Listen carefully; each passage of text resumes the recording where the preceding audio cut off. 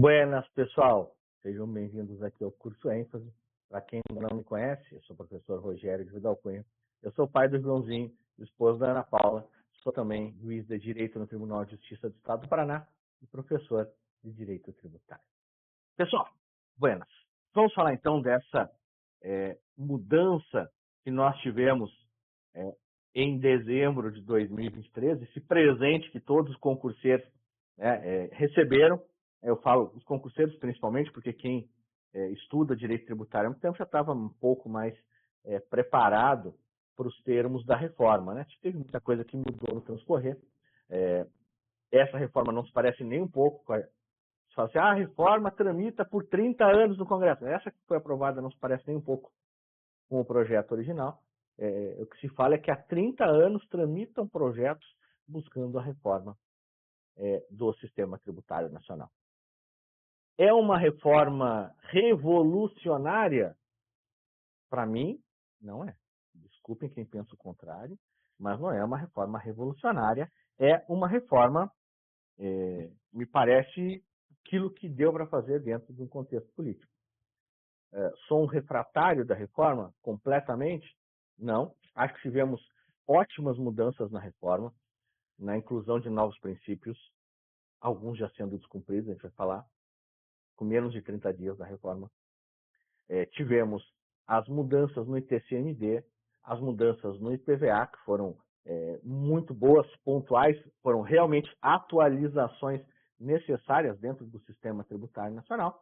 E temos aí essa grande novidade, que é a figura do IVA dual, ou IVA dual, como alguns dizem, que é a criação de um conjunto de tributos com caráter efetivamente nacional, que é essa dobradinha, esse conjunto IBS-CBS, que é aquilo que se tem chamado de IVA dual.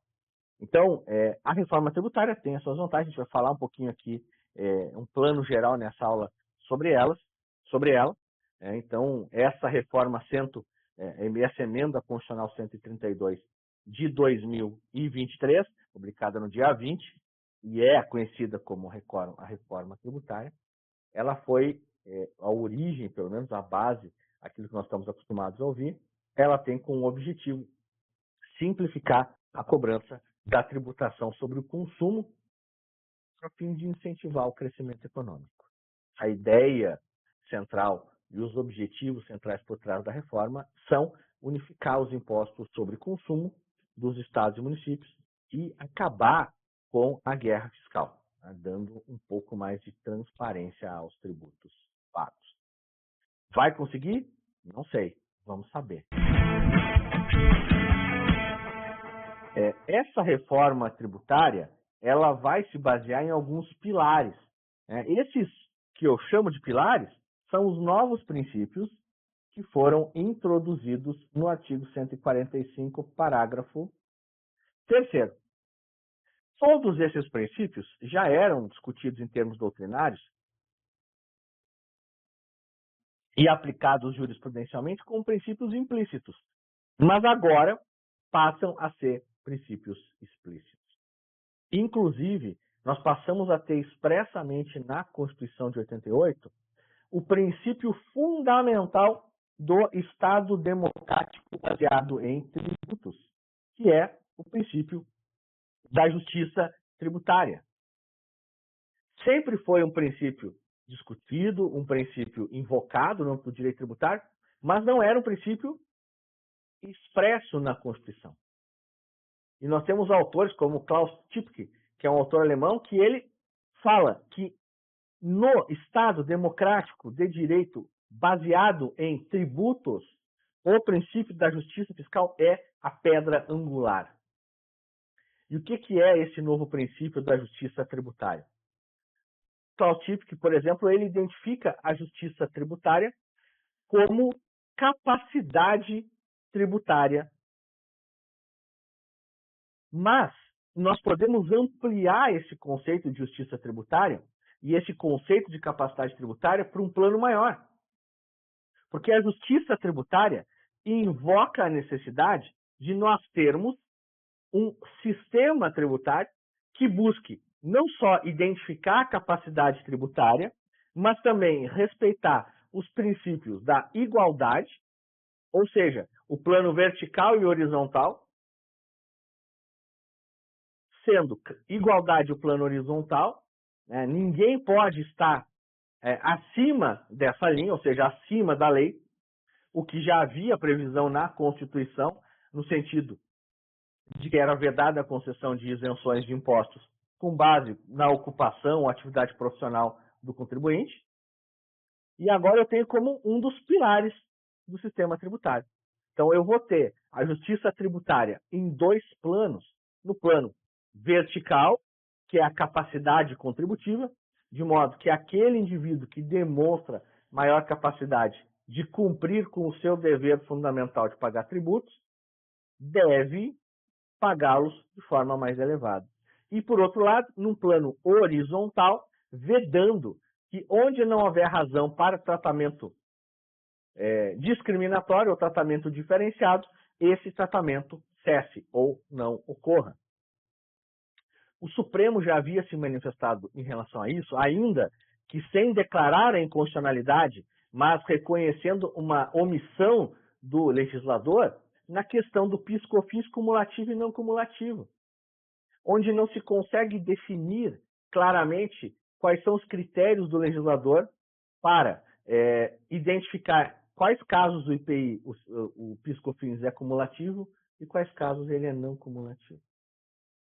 O outro pilar da justiça, do princípio da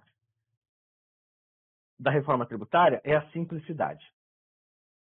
Simplicidade, a gente tem que considerar que nós temos 1.581 horas, segundo uma publicação recente nas redes sociais, na verdade nos órgãos de imprensa, se gasta 1.561 horas ano com burocracia tributária.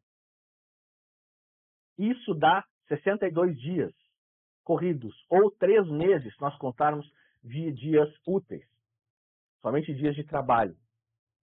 Então, de 12 se gasta 3 meses com burocracia. A ideia, a partir de agora, é simplificar o sistema tributário, diminuindo a necessidade de várias operações para que se chegue ao mesmo resultado. A reforma, ela estabelece a simplicidade como princípio, mas ela também aplica a simplicidade do ponto de vista das mudanças do sistema. O IBS e CBS, sendo um tributo nacional, porque as suas leis básicas serão de competência do Congresso Nacional, simplifica o sistema tributário nacional no que diz respeito a essas operações. Porque hoje eu tenho 5.568 legislações de ISS, 27 legislações de ICMS e mais um calhamaço de atos normativos que dizem respeito a IPI, PIS e COFINS. A partir da reforma, da sua implementação plena, nós vamos ter uma redução disso. Outro princípio fundamental da reforma é a transparência, que já tinha previsão no artigo 150, parágrafo 5º, que é o direito do contribuinte de ter conhecimento dos valores que está pagando de tributos. Já havia essa previsão geral no artigo 150, parágrafo 5º, e agora eu tenho também ela no artigo 156A, parágrafo 1º, inciso 13, que determina que sempre que possível o documento fiscal do IBS constará e discriminará os respectivos valores. Outro princípio importante da reforma é o princípio da cooperação.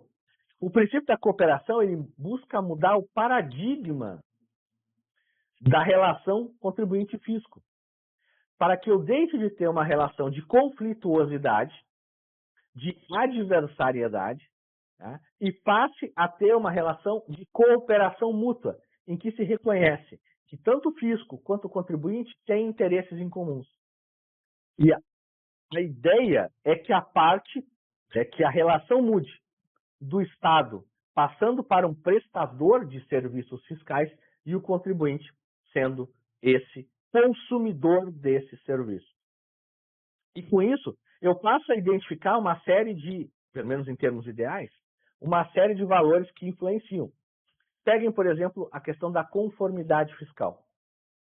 Quanto maior a conformidade fiscal, menos fiscalização eu preciso, menos gastos o Estado tem com fiscalização. Se nós formos olhar o quanto o Estado brasileiro gasta com fiscalização, o orçamento das receitas federal, estadual e municipal, isso se dá porque nós temos um grande índice de desconformidade.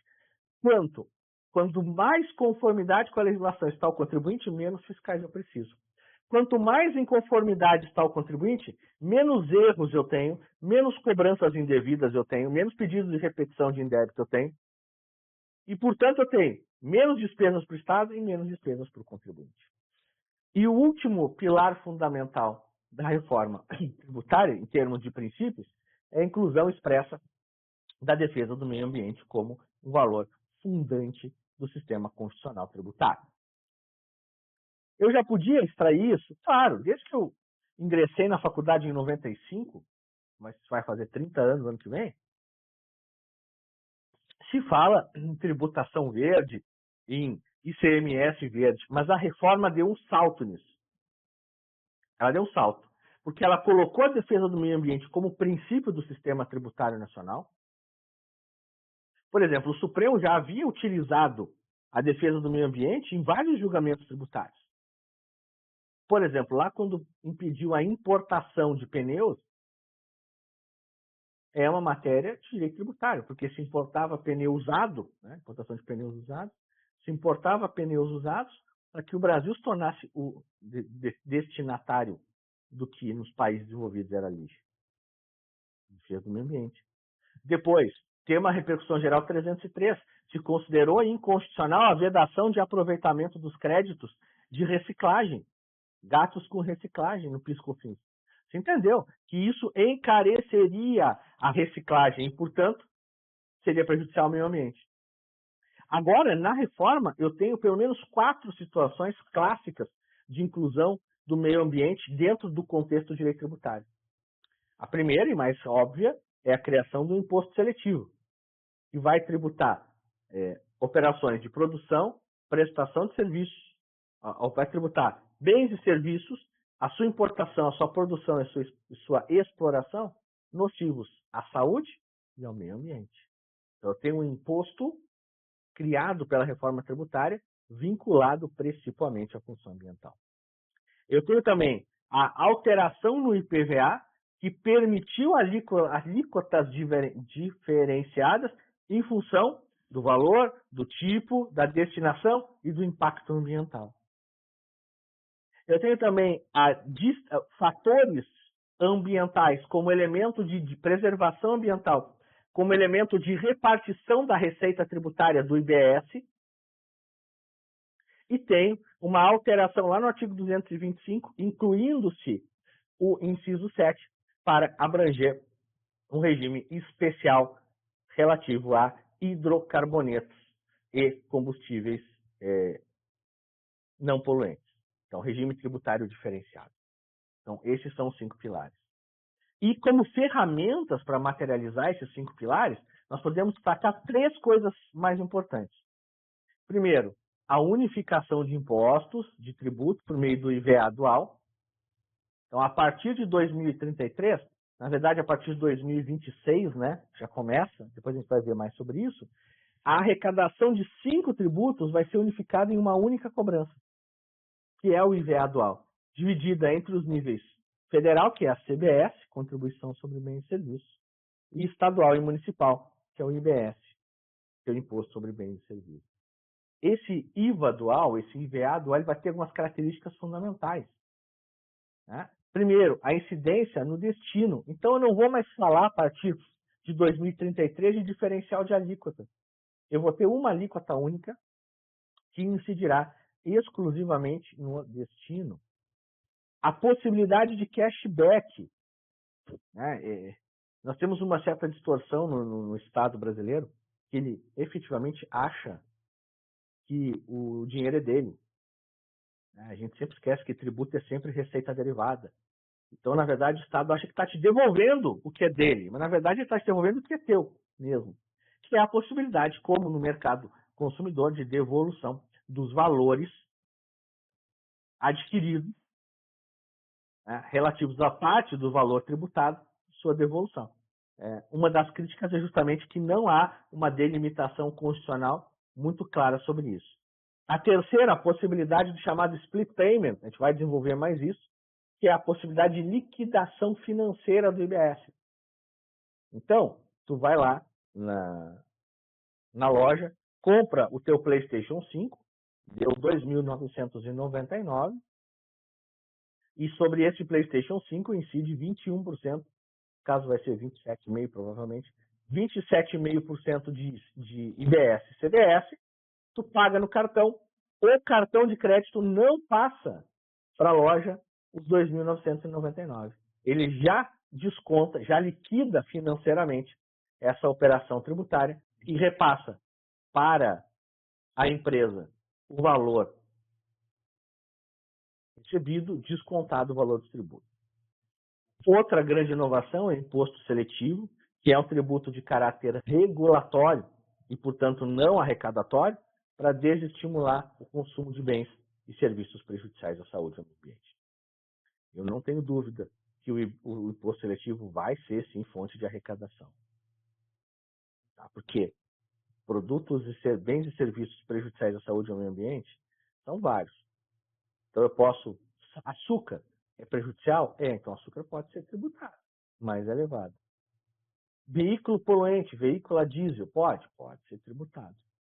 Inclusive veículos que têm imunidade de IPVA, como por exemplo tratores e máquinas agrícolas, se o legislador entender que eles são prejudiciais ao meio ambiente, pode tributar esse fato, porque o imposto seletivo pode ter a mesma base de cálculo e fato gerador de outros tributos. Também a alíquota zero ou reduzida para determinados bens e serviços, como é o caso da Cesta Básica Nacional de medicamentos, produtos de higiene e limpeza. Tudo isso a gente vai ver com mais calma. Mas a grande mudança mesmo é o IVA dual, que é eu ter um sistema tributário que, dentro do mesmo tributo, eu divido essa arrecadação. Por que do mesmo tributo? Porque IBS e CBS, ainda que sejam tributos distintos, um é um imposto e o outro é uma contribuição social para o custeio da Seguridade Social, mas o artigo 149b da Constituição diz que eles dividirão o mesmo fato gerador, a mesma base de cálculo, os mesmos contribuintes, os mesmos fatos geradores, a mesma base de cálculo, os mesmos contribuintes, os mesmos responsáveis, as mesmas hipóteses de incidência e os mesmos regimes tributários diferenciados. Então, é o mesmo tributo, só que antes cobrado em duas esferas, agora vai ser cobrado num momento único e depois lá se faz a divisão entre as receitas. A reforma é alheia a críticas? Não. A reforma tem 4 críticas fundamentais. O primeiro, a possibilidade de aumento da carga tributária para consumidores finais. Isso, os maiores defensores da reforma podem querer dizer o contrário, mas não tem como fugir disso, gente. Não tem como fugir disso. Pega ali o teu Netflix. O teu Netflix hoje paga 5% de ISS, está lá na Lei Complementar 116 na lista anexa. Com o IBS, vai incidir IBS mais CBS. O IBS é a soma do ISS mais o ICMS. Então, partindo de uma alíquota de 17% de ICMS mais 5% de ISS, aqui já dá 17%. Aqui já dá, 17 mais 5, aqui já dá 22%. Se eu tiver uma alíquota de CBS de 5%, eu já vou ter uma alíquota de 27%. E aqui não se encontra nenhum regime tributário diferenciado.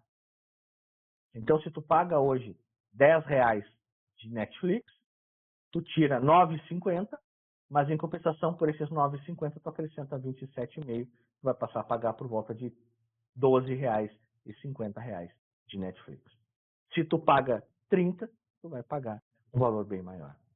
A redução da autonomia dos estados e do DF, realmente, os estados e o Distrito Federal somente vão fixar as alíquotas do IBS, e não vão ter mais gestão legislativa sobre o tributo. A falta de identificação do público elegível para cashback, o que permite, de certa forma, qualquer critério que o legislador adote, dá uma conformidade muito grande. E o quarto é incerteza sobre a aplicação do tributo correto, principalmente durante o período de transição, que é a partir de 2026, quando nós teremos ISS, ICMS, normalmente, mais o IBS e o CBS, uma alíquota de 0,1%. Então, nós vamos ter ali, durante pelo menos 6 anos, um período de adaptação, né? E vamos ver como o legislador vai regulamentar isso em termos de multa, né? Em termos de prevenção, né? De conformidade. Beleza? Então, deixa eu fechar aqui esse bloco, a gente volta daqui a pouco e seguimos falando sobre a reforma tributária.